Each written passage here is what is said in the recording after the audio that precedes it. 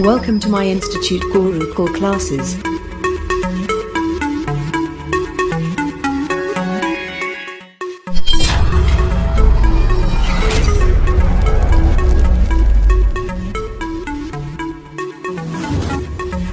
Let's start with concept. Concept is power. Hello everyone, welcome back to my YouTube channels Gurukul classes, changing the way of learning. I am Chandan Kumar. Once again welcome to you. Now in this video I will discuss about crash course class 10th and first chapter है real numbers. इस दोनों के बारे में हम लोग इस video में जिक्र करने वाले हैं. तो सबसे पहले बताते चलो कि ऑलरेडी हमने प्रीवियस क्लास में बताया भी था क्या, एट रेट ऑफ 499, ठीक है ना, 499 रुपया में मैथ का स्पेशल बैच स्टार्ट हो रहा है 1 जून से. कब से? 1 जून से मैथ का बैच स्टार्ट हो रहा है स्पेशल फॉर क्लास 10th, ठीक है. और वह भी टाइम क्या रहेगा, 5 AM to 6 AM, ठीक है. तो इस पे ज़्यादा चर्चा हम लोग ना करते हुए हम लोग चलते हैं अपने सिलेबस की ओर, क्योंकि इसकी तो बात होती रहेगी. अब हम लोग यहाँ पे ऑफलाइन और ऑनलाइन दोनों दे रहे हैं. तो टारगेट रखे हैं 100 डेज का, यानी 100 डेज में हम लोग NCERT मैथ को फिनिश करने वाले हैं. यानी टारगेट है अप्रॉक्स 100 डेज, अप्रॉक्स आगे पीछे हो भी सकता है, लेकिन हम लोग कोशिश करेंगे कि 100 दिन पूरते पूरते हम लोग मैथ को द एंड कर दे. तो चलिए हम लोग आज डे 1 में स्टार्ट करते हैं पढ़ने के लिए. क्या है डे 1 क्लास में? सो देखिए यहाँ पे तो दिया हुआ है क्या, यहाँ पे है वास्तविक संख्या लिखा हुआ है. वास्तविक संख्या कहता है क्या, तो कहता है हमारा रियल नंबर्स है. कहते हैं किसको?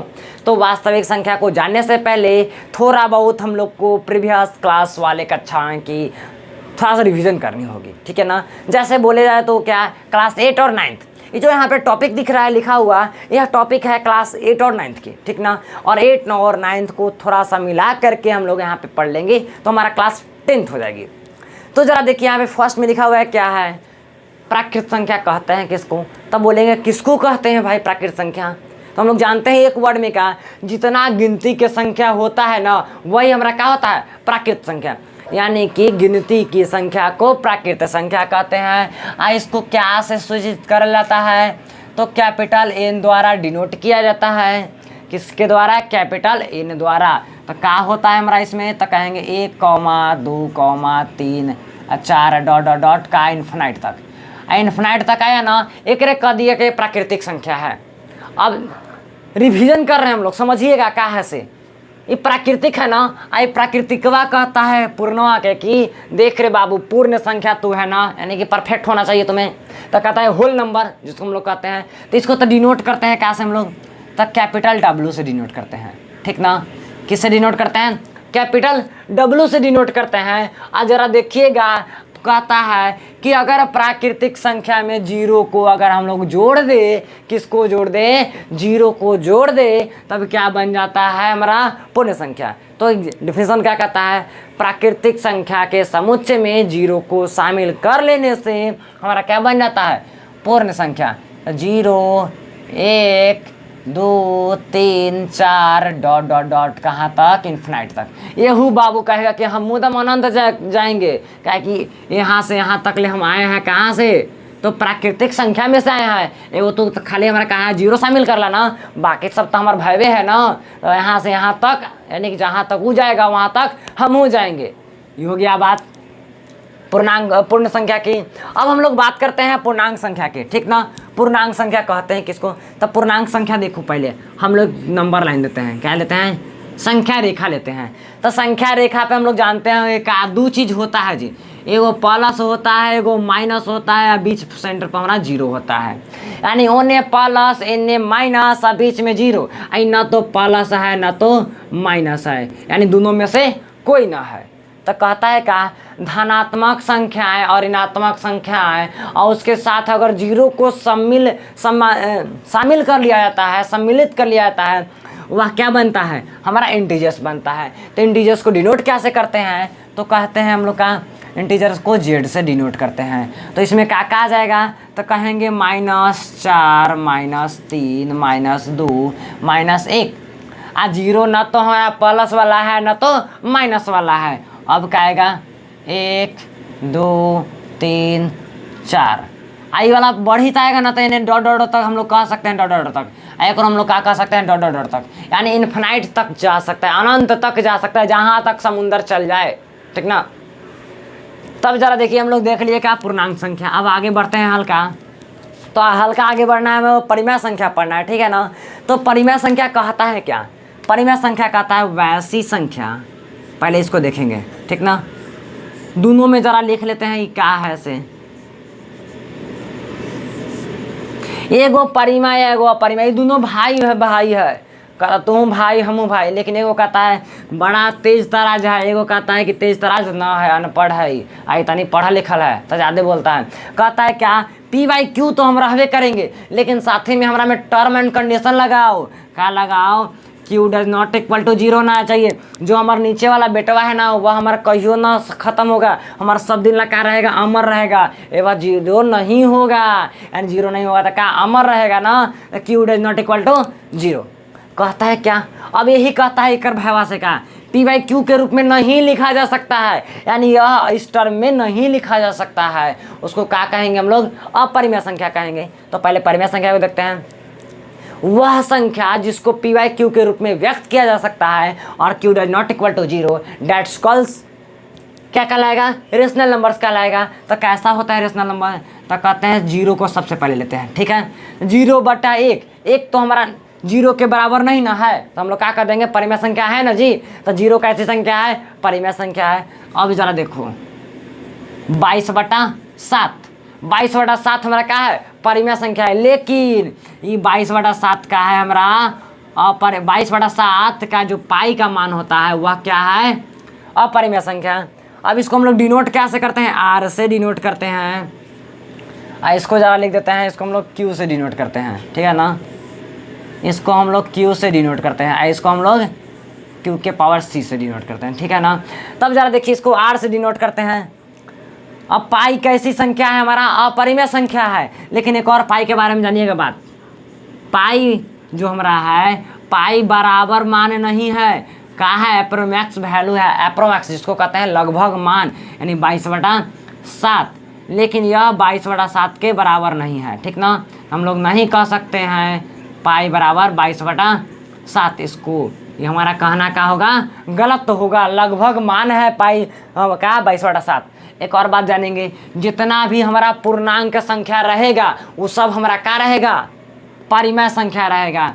तब -4 -3 -1 और 2 0 तो हो ही गया। अब बाटा में तो हम कहिए दिए कि ले, आई बाटा में -3/2 रह सकता है, -5/2 रह सकता है, सब हमारा क्या है, परिमेय संख्या। या तो हमारा रह सकता है क्या, √16, यानी जिसका वर्गमूल निकले वह हमारा परिमेय, जिसका वर्गमूल न निकले वह हमारा क्या, अपरिमेय। तो √3 √7 √11 √18 ये सब हमारा क्या हो जाएगा, अपरिमेय संख्या हो जाएगा। तो हमने देखा क्या, क्लास 8 और 9th क्लास की थोड़ी सी रिवाइज हम लोगों ने किया है, तो ये सब हम लोग 8 और 9th में पढ़ चुके थे। अब इसके बाद हम लोग शुरू करते हैं अपना क्लास, ठीक है ना, जहां हम लोग को पढ़ना है क्या, फर्स्ट टॉपिक है यूक्लिड विभाजन प्रमेयिका क्या होता है, ठीक है ना। तो चलिए हम लोग अपने टॉपिक के पास पहुंचते हैं। तो चलिए हम लोग आ गए हैं कहाँ पे, तो हम लोग अब पहुँच गए हैं यूक्लिड विभाजन प्रमेयिका क्या होता है। तो यूक्लिड विभाजन प्रमेयिका से को जानने से पहले थोड़ा सा अब हम लोग खेल कूद कर लेते हैं। जैसे बचपन में हंसते गाते खेलते थे ना, भागवा बनाते थे, सर जी देते थे कि ले रे बाबू भागा बनाओ। आज हम लोग क्या सीखेंगे, भागा, भागना नहीं है, ठीक ना, इसका भाग बनाना है, जरा कहते हैं हम लोग का इंग्लिश में डिवाइड, ठीक ना। तब जरा देखिए कुछ डिवाइड यहाँ पे दिया हुआ है, क्या हम लोग सोल्व तो कर ही सकते हैं ना। तो चलिए 1 बाय 1 सोल्व करने का प्रयास करते हैं, क्या है ऐसे। अगर इसको सोल्व कर दिए तो ये तो अपने आप बन जाएगा, एक जब आता है तो ये तो हम लोग एकदम आँख बंद करके बना देंगे।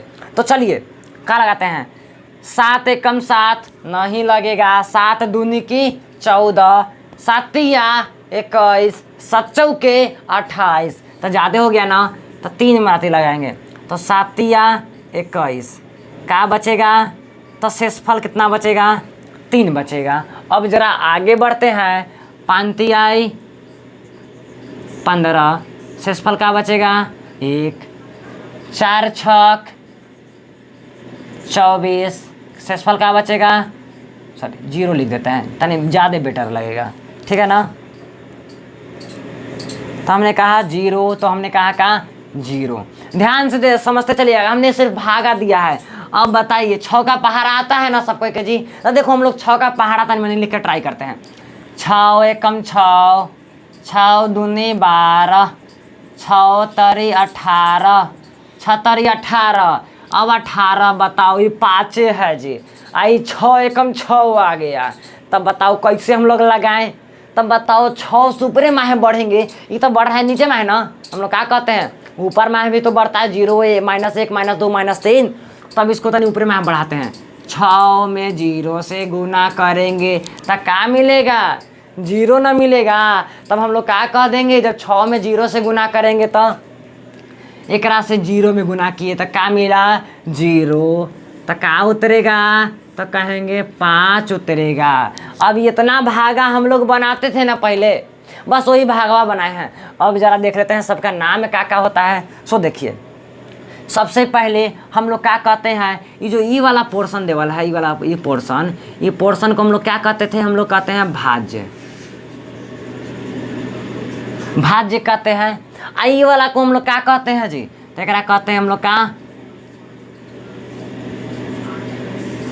भागफल कहते हैं। आई वाला हमारा क्या होता है,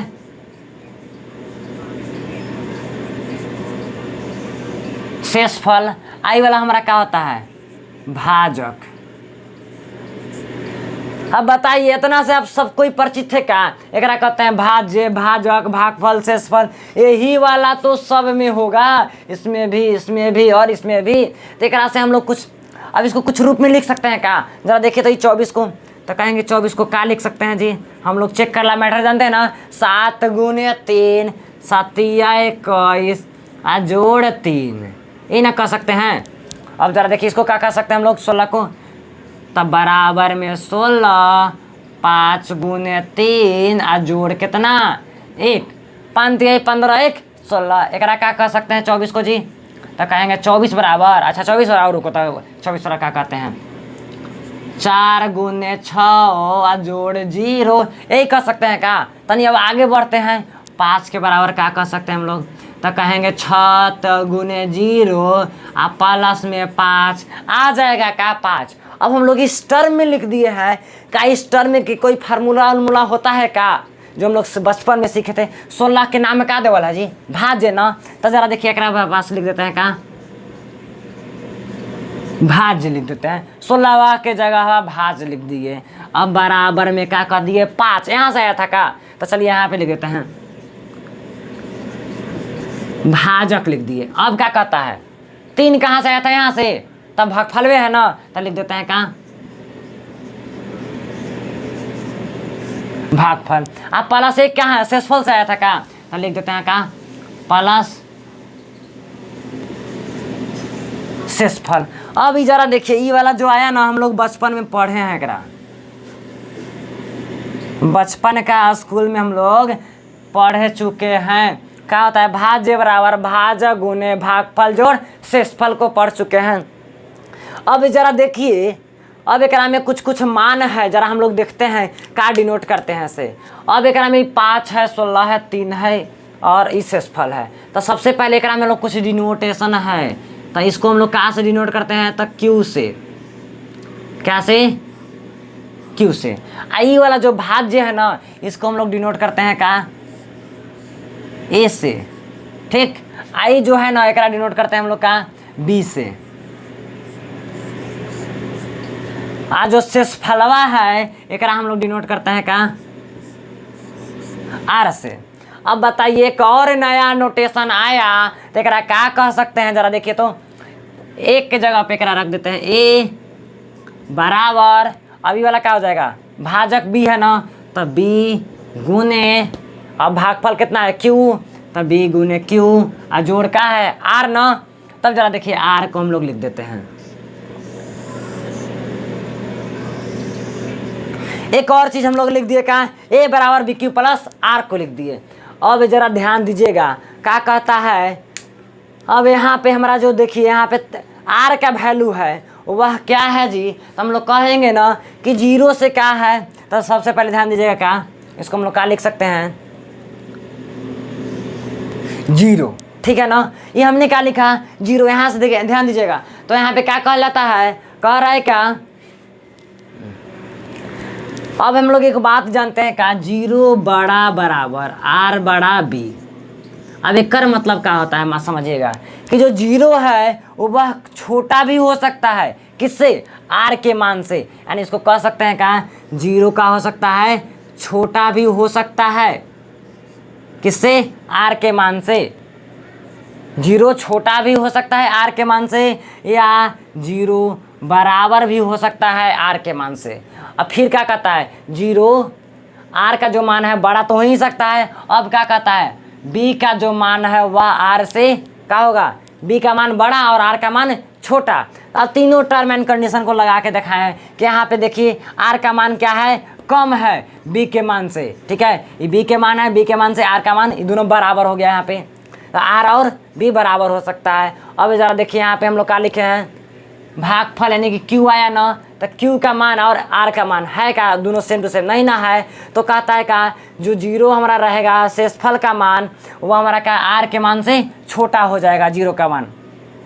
अब यहाँ पे जरा देखिए, यहाँ पे जो हमारा क्यू है ये हमारा क्या है भागफल, वह भागफल क्या है 0 है, तो हम लोग क्या कह सकते हैं 0 बड़ा बराबर आर बड़ा बी, यानी एक में एगो टर्म एंड कंडीशन लगता है।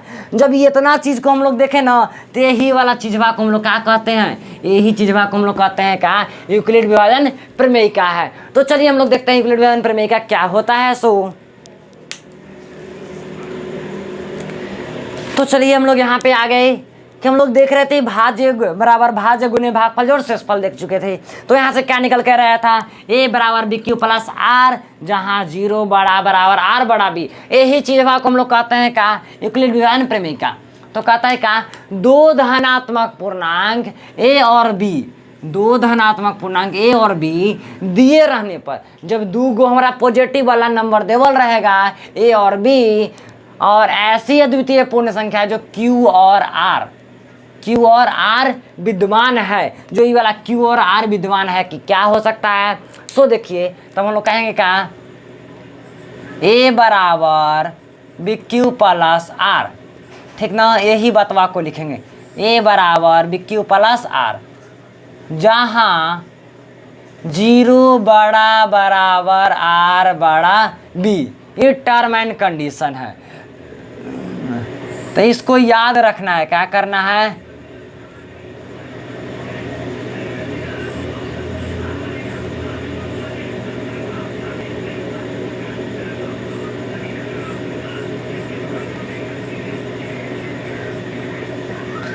अभी कहता है क्या, यानी यूक्लिड विभाजन प्रमेयिका को हम लोग देख लिए, वह क्या है एक तरह से भागा ही है, ठीक है ना कि भगाना है, भाग है, जो हम लोग पहले पढ़े थे ओकरे कहते हैं यूक्लिड विभाजन प्रमेयिका। अब यूक्लिड विभाजन प्रमेयिका को हम लोग देख लिए। अब जब हम लोग नेक्स्ट वीडियोज लेकर के आएंगे ना, तो उसमें देखेंगे यूक्लिड विभाजन प्रमेयिका से क्या निकलता है, तो थोड़ा बहुत हम लोग जान जाते हैं यूक्लिड विभाजन प्रमेयिका से क्या निकलता है।